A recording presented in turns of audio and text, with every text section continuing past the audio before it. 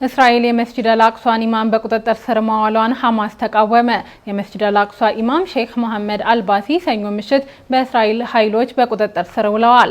ይህን ተከትሎ የፍልስጤሙ ሐማስ ድርጊቱን በመኮነን መግለጫ አውጥቷል። የእስራኤል ኃይሎች አልአባሲን በቁጥጥር ስር ያዋሉት በቅጥር ግቢ ውስጥ በነበሩበት ወቅት ነው። ይሁን እንጂ በቁጥጥር ስር ለማዋላቸው ምንም ምክንያት አልሰጡም። የኢማሙ የስራ ዜና እስራኤል በመስጂድ አልአቅሷ ውስጥ በኢማሞች በዳኢዎችና በምዕመናን ላይ ስትጥል የቆየችው ገደብ መቀጠሉን ጠቋሚ መሆኑን የቲአርቲ ዘገባ ያመለክታል። አሁን በቁጥጥር ስር የዋሉት ሼክ መሐመድ አልአባሲ ከዚህ አስቀድሞ በወረራ በስፍራው በሚገኙ የእስራኤል የጸጥታ አካላት ለአንድ ሳምንት ወደ ውስጥ እንዳይዘልቁ ክልከላ ተጥሎባቸው ነበር። ከአንድ ዓመት በፊት ከደረሰባቸው የመኪና አደጋ አገግመው የተመለሱት ሼክ መሐመድ አልአባሲ ከዚህ ውሳኔ በኋላ ድርጊቱን አሳዛኝ ነው ብለውታል። ድርጊቱን በማውገዝ መግለጫ ያወጣው ሐማስም እስራኤል በመስጂድ አልአቅሷ ላይ የወሰደችው እርምጃ የስፍራውን ቅድስና የሚያረክስ ነው ብሏል። አክሎም እርምጃዎቹ መስጂዱን ለመቆጣጠር እንዲሁም ማንነትን ለማስለወጥና የአምልኮ ነጻነትን ለመገደብ የሚደረግ ሙከራ ነው ሲል ገልጿል። በምስራቅ ቁድስ በተለይም በመስጂድ አልአቅሷ አካባቢ የእስራኤል የጸጥታ እርምጃ መጨመር እንዲሁም በእስልምና አባቶችና በፍልስጤማውያን ላይ የእስር እንዲሁም የእገዳ ትዕዛዞች መበራከታቸው ውጥረቱን እያባባሰው መምጣቱን ዘገባው አመልክቷል። ይህ በእንዲህ ባለበት በእስራኤል ኃይሎች ጫና ውስጥም ቢሆን በሺዎች የሚቆጠሩ ፍልስጤማውያን ማክሰኞ ምሽት በመስጂድ አልአቅሷ የረመዳን ወር የመጀመሪያውን የተራዊህ ሰላት ሰግደዋል። ሰላቱ የተመራው በመስጂድ አልአቅሷ ሌላኛው ኢማም ሼክ ዩሱፍ አቡስኒህ ነው። የክርስቲያን ወገናችን ለሙስሊሞች ጥያቄ አለኝ እያለ ነው። ረመዳንና ሰይጣንን በተመለከተ ነው። እስኪ አንድ ሰብሰብ ብለውና ሙስሊሞች መልሱለት። እኔ ረመዳን ሲመጣ ማለት ነው በጣም የሚገርመኝ ነገር ልንገራችሁ። ከሙስሊም ወንድሞች በጣም የሚገርመኝ ነገር ማለት ማርያምን እብድ የተባለው ማለት አእምሮ ጤነኛ የተባለው ሰውዬ ማለት በቃ አእምሮ ታሟል የተባለው ሰውዬ ረመዳን ይጾማል ፏ ብሎ ማለት ነው። እኔ በቃ ጤነኛ አይደሉም እነዚህ ሰዎች አብደዋል ምናምን ብለን የምናስባቸው ሰዎች ማለት ነው። አረቄ በጫት የሚቅም ሰውዬ ይጾማል ረመዳን። እኔ ግርም ምን የሚለኝ ይሄ ነገር ማለት ነው። እንዴት ቤቱን አያውቅም? እኔ በቃ ማቃቸው በአካል ማቃቸው ቤቱን አያውቅም፣ እናቱን አይለይም ምናምን ነገር አእምሮ በሽተኛ ነው ምናምን ነገር ማለት ነው። የረመዳን ሰዓት ግን ማለት ነው ፏ ጓ ምናምን ብሎ በቃ መሰላውን ይዞ ጀላቢውን አጥጥቦ ሶላቱን እየሰገደ ምናምን በስነ ስርዓት ይጾማል። ምንድነው ይሄ ነገር? የእውነት የሸይጣን ይታሰራል ምናምን ባለው ነገር የእውነት ይሆናል እንዴ? በቃ ግራ ነው የሚገባኝ ይሄ ነገር ማለት ነው። እግዚአብሔርና አስተውሉት አካባቢያችሁ ላይ ያሉትን ማለት ነው። በቃ ምንም ይሄ ሰውዬ ትንሽ ይነካዋል ምናምን ባለው እዚያ ሰዓት ላይ የረመዳን ሰዓት ላይ ማለት ተስተካክሎ ሰላቱን እየሰገደ ጾሙን በአግባቡ ሲጾም ታያላችሁ። እና የሆነማ ነገር አለ። እኔ ስላልገባኝ ነው በጣም ብዙ ጊዜ ጥያቄ ስለሚሆንብኝ ነው። የክርስቲያን ወገናችን ቆንጆ የሚባል ጥያቄ ለእናንተ ጠይቋቸዋል። እስኪ እናንተ መልሱለት። ባይሆን ደግሞ ከዚህ ጋር በተገናኘ አንድ ጥያቄ ለእናንተ አንድ መልእክት ላስተላልፍ። እንግዲህ ረመዳን በተከተለ ብዙ እስልምናችን ላይ ጥሩ አይደለም የምንባል ሰዎች ወደ መስጊድ እንደምንመጣ ግልጽ ነው። ታዲያ በዚህ ወቅት ላይ የምታደርጉልን አቀባበል በጣም ናይስ ሊሆን ይገባል ብዬ አስባለሁ። ማለትም የሚገፋ ወይም ደግሞ የሆነ የግርምት አይነት እይታዎች ምናምን ባይኖሩ በጣም ናይስ ነው ብዬ አስባለሁ። ምናልባት ዛሬ ጥሩ የሆኑ ሰዎች ነገ ደግሞ ታሪክ ቀያየር ይችላልና ሙስሊም ወገኖች ጥሩ አይደለም የሚባለው ወይም ዱርዬ ምናምን ዱነግ የሚባለው ጀማ የለም። ያ ጀማ ወደ መስጊድ በሚቀርብበት ሰዓት የምትቀበሉት መንገድ ናይስ ሊሆን ይገባል ብዬ አስባለሁኝ። ያው በደንብ በማቀፍና በማቅረብ ስሜት ቢሆን ነገ ከነገ ወዲያ በዛው እንድንዘልቅ ዘንድ ይረዳናል ብዬ ስለማስብ ማለት ነው። እና ግን መንገድ ላስተላልፍ ብዬ ነው። ለሱ ደግሞ መልሳችሁን እስኪ ኮሜንት ላይ አስቀምጡለት። ሰይጣን ይታሰራል እንዴ ብለዋል ማለት ነው። በጣም ተገርሟል ማለት ነውና እስኪ መልሱለት። ኤኒዌይስ ላድርሳችሁ ብዬ ነው። ሰላም አለይኩም መቻችሁ። ዛሬ ረመዳን ስንተኛው ቀን ነው? ሶስተኛ ቀንን ይዘናል። ምሽቱ አራተኛ ነው። ምሽቱ 26 ወይም 25 ቀን ቀርቶታል። ቀናቶቹ እየተጓዙ አላህም በእርግጥ እውነት ተናገረ። አያምን ማዕዱዳት የተቆጠረ ቀን ሰጥቻችኋለሁ ተጠቀሙበት፣ ራሳችሁን እነጹበት፣ ምህረቴን አገኙበት ብሎን ነበር። እነዚህ የሄዱ ቀናቶች የዱንያን አላቂነት ተጓዥነት አስተምሮን ያልፋል። የረመዳን አንዱ ዓላማስ ዱንያ ለካ ጠፊ ነች። ረመዳን እንዲገብቶ እንዲካለቀ እድሜያችንም ለካ እንዲያልቃል ሚለውን አስተምሮት እኛ ውስጥ መስረጽ አላህ ይፈልጋል። አላፊ ናት ለካ ዱንያ፣ ተጓዥ ነች ለካ እቺ ዱንያ፣ አላቂ ነች ለካ። አንድ ቀን ከረመዳን ሲሄድ ከእድሜ አንድ ቀን አጉድሏል። የሰው ልጅ ሲፈጠር ልክ ሙሉ እንደሆነ ባትሪ ነው። ፐርሰንቴጁ ያለቀ ይመጣል። መጨረሻ ላይ ባትሪ ኦፍ ሲሆን ሞት መጣ ማለት ነው። አላህ ኺታማችን ያሳምር። ቀናቶቹ እንዲህ ሲነግዱ ስታይ ዱንያ ለካ ተጓዥ ነች፣ አላቂ ነች፣ ጠፊ ነች ማለት ነው። ትርጉም አጭር ነች ማለት ነው። አወለም ኑዓሚርኩም ማ የተዘከሩ ፊህ መን ተዘከር። እንዲሁ ዱንያ ላይ አላቆየናችሁ? ሰዎች የሚገሰጹበት የእድሜ ክልል አልከተትናችሁም? ወጃአኩም ነዚር አስጠንቃቂ አልመጣላችሁም? አላፊ ነች። ይሄን ያወቁት ነቢዩና መሐመድ ሰለላሁ ዐለይሂ ወሰለም አብዱላህ ብን ዑመር ረዲየላሁ ተዓላ አንሁማን ቡኻሪ ላይ እንደተዘገበው ተከሻይን ያዙኝና አንተ እብን ዑመር አሉት ኩን ፊ ዱንያ ከአነከ ገሪብ፣ ዱንያ ላይ ስትኖር ልክ እንደ እንግዳ አው ዓቢሩ ሰቢል፣ ወይም እንደ ተጓዥ መንገደኛ።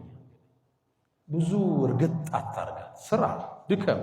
ዘካን ግዴታ ያደረገ ሃይማኖት ነው ያለ። ይህም መስጂድ የሰሩልን ወንድሞች እኮ ስለሰሩ አላህ ይቀበላቸው። ስራ ድከም። እስልምና የሐጅ ዲን ነው፣ የዘካ ዲን ነው። መስጂድ የምትሰራበት ነው፣ ድሃ የምትረዳበት ነው። ልፋ። በሚሊየንም እንዳትቆም፣ በቢሊየንም እንዳትቆም፣ በቢሊየን ዶላር ግን ደግሞ አኺራን አትርሳ። ዱንያ አላቂ እንደሆነች ሁሌ ይሰማ። ጥላት እንደምትድም አስተውል ሁሌ። የረመዳን ቀናቶች መናድ የዱንያ ቀናቶችም መናድ መስታወቶች ናቸው። ይሄን ነው ረመዳን መጥቶ የሚያስተምር። ወር ገብቶ ወር ከወጣ አንተም ገብተህ ከዱንያ ትወጣለህ። መልእክቱስ እያንዳንዱ ቀን ከእድሜህ እያጎደለ ይሄዳል። ሐሰኑል በስሪ አንተ የአደም ልጅ ሆይ አንተ እኮ የቀናት ጥርቅም ነህ። አንድ ቀን ሲሄድ ከእድሜህ ከአካልህ አንድ ፓርቱ እየጎደለ። በተለይ ደግሞ ሰው 40 ዓመት 60 ዓመት ከደረሰ በኋላ ልብ ካላለ ምን ትርጉም አለ?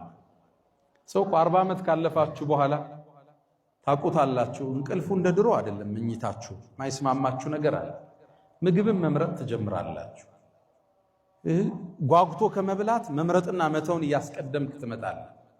ጥርስህም ደግሞ ያረጅና ቀይረኝ ይላል። ትመላለሳለህ። በሽታ አልፎ አልፎ ይጎበኛል። የለቀከው ነው ማለት ነችን አለ። እቃዎች ኤክስፓየርድ እያደረጉ ነው። ጉዞ ወደ ሆነ ዓለም ነው ማለት ነው። ተዘጋጅ ማለት ነው። አወለም ኑዓሚርኩም ማ የተዘከሩ ፊህ መን ተዘከር። አንድ ሰው የሚገሰጽበትን እድሜ አላደረስናችሁ? ይሄ እድሜ ስንት ነው? 40 ዓመት ነው ያሉ ሙፈሲሮች አሉ፣ 60 ዓመት ነው ያሉ። ሰው ከ40 ከ50 በኋላ ልብ ካላለ ምን ዋጋ አለ? ይሰራል፣ ይደክማል፣ ግን ደግሞ አኺራውን አይረሳም። ረመዳን በፍጥነት መጠናቀቅ የእድሜህን የፍጥነት መጠናቀቅ ማሳያ መስታወት። ሙእሚን ሲኖር አኺራውን አይረሳም፣ ዱንያውንም አጥብቆ ይይዛል። የረመዳን አስተምህሮት ሰፊና ጥልቅ ነው። ማህተሙና ማዕረጉ ግን ለዓለኩም ተተቁን፣ አላህን ትፈሩ ዘንድ ይከጀላል።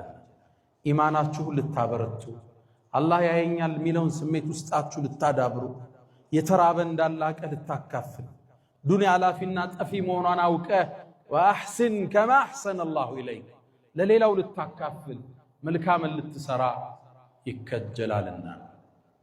ያ መን ቱሒቡነ ነቢየ ሙሐመዳ ሰሉ ዐለይሂ ወሰሊሙ ጡለል መዳ ፈሰላቱኩም ወሰላሙኩም ኑረን ለኩም ቢአምሲኩም ወቢየውሚኩም ወለኩም ገዳ ኢነላሃ ወመላኢከተሁ ዩሰሉነ ዐለን ነቢይ ያ አዩሃ አለዚነ አመኑ ሰሉ ዐለይሂ وسلموا تسليما اللهم صل على محمد وعلى آل محمد كما صليت على إبراهيم وعلى آل إبراهيم وبارك اللهم على محمد وعلى آل محمد كما باركت على إبراهيم وعلى آل إبراهيم في العالمين إنك حميد مجيد اللهم أعز الإسلام والمسلمين وأذل الشرك والمشركين ودمر اللهم أعداءك أعداء الدين اللهم تقبل منا صيامنا وقيامنا وتلاوتنا يا أرحم الراحمين اللهم لا تدع لنا في مقامنا هذا ذنبا إلا غفرته ولا هما إلا فرجته ولا دينا إلا قضيته ولا رزقا إلا وسعته ولا غائبا إلا رددته ولا مديونا إلا قضيته برحمتك يا أرحم الراحمين اللهم ربنا آتنا في الدنيا حسنة وفي الآخرة حسنة وقنا عذاب النار وسلام على المرسلين ወልሐምዱሊላሂ ረቢል ዓለሚን። የሰው ልጅ ለስጋው ሲያድር ከእንስሳ በታች ይሆናል። አላህ ልክ እንደ እንስሳ ከነሱም መስመር የሳቱ ብሏቸዋል። ከልአንዓም ነው ያላቸው፣ ልክ እንደ እንስሳ ይሆናል። በቅርቡ አሜሪካ ውስጥ አይተናል አይደል? የጄፍሪ ፒሰን ፋይሎች የዓለም ታላላቅ ባለሀብቶች፣ መልቲ ቢሊዮነሮች፣ ፕሬዝዳንቶች ሀብቱ ጥግ ደርሶባቸው ምቾቱ የህፃናት ስጋ ሲበሉ ነው አይደል የተገኙት። የሰው ልጅ ለስጋው ማደር ሲጀምር ከእንስሳ በታች ይሆናል። እንስሳ የራሱን አካል አይበላም። ስጋን ረግጠን መንፈስን ስናጎለብት ወደ መላእክት አርከን እንሸጋገራለን። የሰው ልጅ ልቅናው ስጋው አይደለም። ስጋው የሩሑ መጓጓዣ ነች። ሩሑ ነች ተፈላጊዋ ነች። ለዛ ነው አላህ አደምን ፈጥሮት ለረጅም ጊዜ አቁሞት ነበር። ሒኑ ሚነ ደህር ለም የኩን ሸይአን መዝኩራ። አደምን መላእክት እያዩት አቁሞት ነበር ከላይኛው ዓለም እንደፈጠረው። ግን እንዲሰገድለት ያዘዘ ሩሕ ውስጡ ስትገባ ፈኢዛ ሰወይቱሁ ወነፈኽቱ ፊሂ ምን ሩሒ ፈቀዑ ለሁ ሳጅዲን። ሰጋጆች ስትሆኑ ውደቁ አለች። የአደም ከፍታ አፈሩ ጭቃው አልነበረም፣ የተሸከማት ሩሕ ነች። ቁም ነገሩ ሩሑን የማጽዳት ጉዞ ነው። ትግሉ ሁሉ ቁርአኑ፣ ጾሙ፣ ተሐጁዱ፣ ተራዊው ሩሕን የማነጽ በኢማን የመገንባት ጉዞ። ኢማን ካልተገነባ ትእዛዛት ይከብዱናል። ኢማን ሲቀንስ ለንዋይ እንጋደላለን። በመጅሊስ ወንበር እንጣላለን፣ በመስጂድ ኮሚቴ እንጋጫለን፣ ንግድ ላይ እንካካዳለን፣ ትዳር ላይ እንገፋፋለን፣ ውርስ ላይ እንበዳደላለን። ኢማን ሲደክም ማለት ነው። የኢማን ግንባታ ካለ ከስጋ በላይ እንገዝፋለን፣ ከንዋይ በላይ እንበራለን። ረመዳን እሱን ሊሰራን ስጋን አድክሞ መንፈስን የማጎልበት። ሰሃቦቹ ገና የኢማን ጅማሮ ላይ ነቢዩ ዓለይሂ ሰላቱ ወሰላም ዳዕዋውን እንደጀመሩ አንድ ጦርነት አደረጉ። ሙስሊሙ በድል ጦርነቱን አጠናቀቀ። ሲያጠናቅቅ ምርኮን ሰበሰቡ፣ በርካታ ምርኮ። ያኔ ሰሃቦቹ ኢኮኖሚካሊ ደካማ ነበሩ። ምርኮውን በመከፋፈል ላይ ግጭት ውስጥ ገባ። ገና የመጀመሪያ የኢማን ተርቢያ ላይ ነበሩ። ኩትኮት አነጻ ላይ ተጋጩ። እንዲህ ነው የሚገባን፣ እንዲህ ነው የሚገባን። ሰሃባ ትውልድ አላህ ቁርአን አወረደና ሱረቱል አንፋል ይለዋል። የምርኮው ምዕራፍ ማለት ነው። ስለ ምርኮ አከፋፈል አይደለም አላህ ያወራው። መጀመሪያ ሰሃቦችን ወደ ኢማን መለሳቸው። የስአሉነከ ዐኒል አንፋል፣ ስለ ምርኮ መከፋፈል ይጠይቁሃል። ቁሊል አንፋሉ ሊላሂ ወረሱል፣ ለአላህና ለመልእክተኛው ነው በላቸው።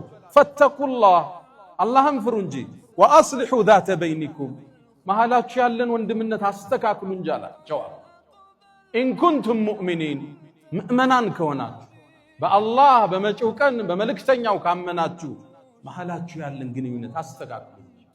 ከዛ አላህ ስለ ምርኮ አላወራም።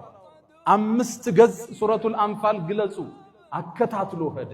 ስለ ተቅዋ፣ ስለ ኢማን፣ ስለ ዋለላቸው ውለታ ሲጠቅስ ቆይቶ 5ኛውን ገጽ ስትገልጹት ስለ ምርኮ ክፍፍል ያኔ ይጀምራል። ለአላህ እንደ 5ኛውን እያለ ክፍፍሉን አላህ ይመጣል። ዑለማዎቹ ምን ይላሉ? አላህ ቀድሞ ስለ ክፍፍሉ ቢናገር ተግባራዊ ላይ ሆን ይችል ነበር። ኢማን አልጠነከረም። ኢማንን አላህ ገነባና ትእዛዝ ሲያወርድ ትእዛዝን መቀበል የሚችል ጫንቃ ገንብተው ነበር፣ ትከሻ ዳብረው ነበር።